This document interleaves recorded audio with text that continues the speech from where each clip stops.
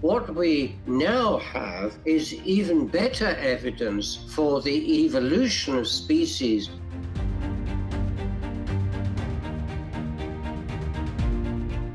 The answer is that the discoveries in molecular biology have not only reinforced the conviction that evolution has occurred by speciation, the molecular mechanisms have been found to reinforce the concepts of evolution as a process that has happened. Is speciation happening in today's time? Are species continuing to branch out? And what evidence is there for speciation?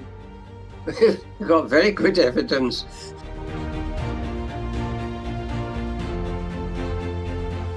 Epigenetics can lead speciation, that this is a vindication of what Darwin was trying to do during the last 10 years of his life.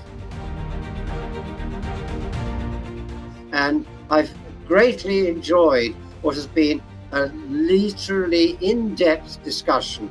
Darwin would be celebrating, not because he was necessarily right, he would never have said that, but because he did the right thing